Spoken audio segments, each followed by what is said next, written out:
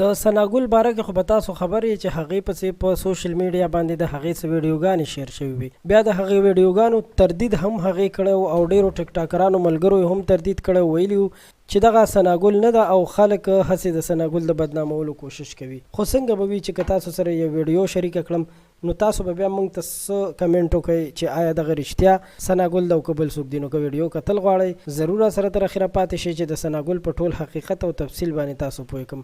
د ثناګل په باره کې به اول دا خبره وکړم چې دا یو ډېره مشهوره ټیک ټاکره ده او دا پاکستانی ده، خو داسې ښکاري لکه د کوټې کومې علاقې چې د دې ډېرو وایرل ویډیوګانې په سوشل میډیا باندې چلیږي. دی په دوبۍ کې ارشد خان سره کار هم کولو چې د هغه ځای نه بیا دا راغله او اوس مهال په پاکستان کې ده. اصل خبر دا ده چې دې کوم ځایونو کې کارونه کړي نو خامخا به د دوی نه ویډیوګانې هم شوي او ښځه ذات چې په یو ملک یوازې کار کوي نو ښکاره خبره ده چې دا هم ډېره د حیرانتیا خبره ده چې بهر ملک کې د یو ښځه کار کوي، هغه هم پښتنه او دومره ښکلې، نو بیا به دا څنګه پاتې کېږي. خو خیر دا یو جدا ټاپک دی، دا یو جدا موضوع ده. اوس به راشو د دې هغه ویډیو اړخ ته. دوستانو اوس هم ډېر کسان لګیا دي په مسنجر کې موږ ته میسیجونه کوي چې موږ سره د ثناګل هغه ویډیو شریکه کړه.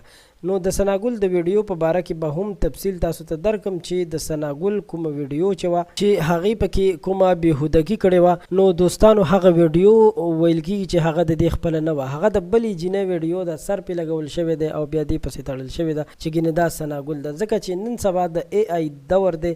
اگر که مخکې به خلکو ویل چې د سوشل میډیا دور دی، خو اوس د اے آی دور دی. اے آی مطلب دا چې دا د ارټیفیشل انټیلیجنس دور دی. په ارټیفیشل سره هر څوک د یو کس نه سر لرې کولی شي، په بل کس یې لګولی شي او داسې نور هم مختلف قسم تخریبات کولی شي. نو د دې ویډیو مقصد مې دا و چې دغه ثناګل نه ده. ډېر کسان اوس هم میسیجونه کوي، نو هغوی ته د چینل له لارې دا خبره کوم چې د دې دپاره میسیجونه مه کوئ، ځکه چې موږ هم د چا عزت نشو خرابولی.